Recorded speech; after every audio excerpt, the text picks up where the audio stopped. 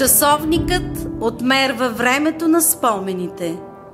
И вече 100 години огънят на знанието в село Абланица не угасва. Преди 100 лета, преди цял век години, в малко село, сред Родопа планина, живели хората щастливо и търсили надежда в своя свят. Отглеждали тютюн, жито и къщна стока, но търсили искрица нов живот и с песни под лъки и под дворове запазили духа на бащин род. И светлина, и сила нова, непозната, озарила китното село. Октомври 25 в лето 1925. Слънчев лъч сред тъмната пътека, светило на житейски светила. Училище в селцето се открило, духовен храм за всичките деца. И този храм цял век вече отваря своята врата, чертае нови хоризонти за своите обичани деца, докосва бъдещето чрез наука, в един живот на творчество и на прогрес. И всеки, който тръгне си от тука, постига своята мечта с успех. 25 октомври 1925 година в село Абланица се открива държавно светско първоначално училище с патрон отец Паисий. Новото училище в селото в скромна сграда приютили. Денем в него учили децата, пътят към науката открили. Първият учител и директор Тома Попов от село Лъки с просветна жар и много мъки успял да утвърди школото. Първо десетилетие 1925-1935 година. Учители от близко и далече, с огън и любов в сърцата, се грижили и учили с обич, раздавали се за децата, изписвали освен числа и букви в душите детски сила непозната. Дълбок поклон пред вас, пред сите наши. Дълбок поклон ви правим ние сега. И нека днес потачим вашето дело, изричайки незабравимите ви имена. Асен Даскалов от град Разлог, Георги Симичиев от село Воден, Люба Кръстева от град Кюстендил, Георги Бойчев от село Коевци, Александър Михайлов, Надежда Михайлова, Захари Захариев, Васил Арнаудов от село Либехова, Неврокопско, Костадин Касапчев, Димитър Луканов от село Плевния, Драмско, Невена Радева от град Дупница, Костадин Денов от село Долен, Иван Моралиев, Тодор Тодоров, Кина Тончева от село Куманич, Гърция. Второ десетилетие 1935-1945 година. 21 декември 1937 година.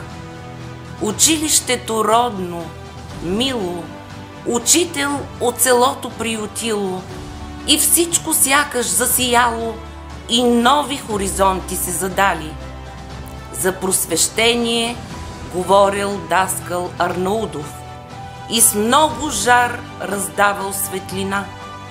И в младо, в старо той пробуждал любов, учение и светлина. Прииждат дни на власт необуздана, учителите пазят своето школо, Множат се учениците и славят славянското обичано четмо. Трето десетилетие 1945-1955 година. Училището пак ликува с нов директор, Даскал Арнаудов. В 47-мо лето то нов статут си има вече. Момичетата с чантите в ръцете наравно учат с палави момчета. В лето 51-во от село Жостово учители пристигат. Сестрите Чачеви в училището влизат. И години дълги децата учат и обичат. Жена, директор в 54-то лето, Димитрия Мачева, държи училището в своите ръце и като майка към детето, тя носи с обич школското звънче. Четвърто десетилетие 1955-1965 година. Строи се нова сграда с нови стаи и всички дават своя труд. И ето, че насред мегдана стени издига нов духовен институт. Директор е другаря Аратинов от село Жостово, дошъл е тук. Да бъде той двигател на школото, успех да има и в учение, и в труд. Той дълго борил се и търсил вред, подкрепа, средства, за да вложи на новото школов строеж нелек и просвещението с любов наложил. Пето десетилетие 1965-1975 година. Години на възход, на нови изпитания. Училището става дом на древността. Музейна сбирка се набавя след дългите разкопки на околността. Идеята е на Величка Чачева. Учител по история била. Разпалила с професионална тактика детски любознателни сърца. 72 лето. Нов директор. Учителят Газиев става пръв сред равни. Успява да покаже на знанието нелеки път. В училището има вече закуски топли, благ обяд, а по физическо в часовете играят всички с екип. Шесто десетилетие 1975-1985 година. Насред селото, в сградата нова, става училище вече основно. Всички деца и родители живо средства събират, за да бъде красиво новото школо, към което с надежда всеки се връща и всеки поглежда. В новия век на компютри и рап раздаваш наука и гониш стандарт, чрез който децата да бъдат добри сред пороци безброй на нелеките дни. И няма наука, в която с надежда всеки учител с успех се оглежда. Мечтае, че утре ще бъде по-лек денят на будителя в 20 век. Седмо десетилетие 1995-1995 година. Години минават, учим, творим, децата променят се, ние търпим. Години на размисъл с нови неща, с вяра държим на образованието лоста. Нашето училище е с нов директор. Юсеин Гърбев начело застава и търси той начин да устоява на предизвикателствата нови, на нови идеи, да може всеки да жъне успехи. И ето, надеждата носи успеха.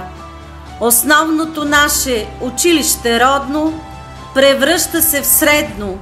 Статутът е нов и всички поемаме пътя нагоре да бъдем сред първите в Гоце Делчев район. 8 десетилетие 1995-2005 година. Десетилетие ново, на нови надежди, изпълва сърцата на всеки от нас. Децата множат се, учители разни, изпълват селото с надежда и жар. Десетки учители в школото работят. Мехмет Имамов е директорът, който в изпълнени с трудност години успява да вдъхне надежди и пориви силни. Децата прииждат от всички страни, с жажда за знания, с дух несломим. Училище, пълно с наука и песни, за тях и постройките вече са тесни. Децата засаждат цветя и дървета, рисуват картини, изписват куплети, участват в конкурси, игри, надпревари, танцуват и пеят, печелят награди. Спортистите също представят достойно с победите своето училище родно. Сформиран по спортно ориентиране тим, цяла България непобедим, поели по своята трудна пътека, водеща бавно към света на успеха. И деца, и родители с вяра в сърцата, търсим сила в сградата свята. Десетилетия на емигранти, силните пориви и несломимия дух. Едно ново време, което преобръща забравените ценности и идеали. 9-то десетилетие 2005-2015 година. Десетилетие силно, наустрем висок. Училището наше е в своя възход. Награди, победи, слава и чест. То жъне със сила успех след успех. И базата свети със своите стаи. Технологиите вече са новост богата. Децата с компютрите учат в захлас. И вече е лесно да слушаш в клас. 10-то десетилетие 2015-2025 година. Десетилетие ново, на знания много.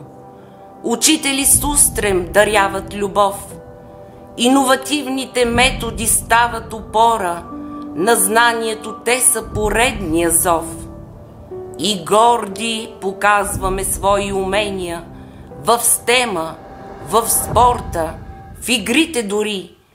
И всички заедно успяваме много, за да бъдем във всичко най-добри.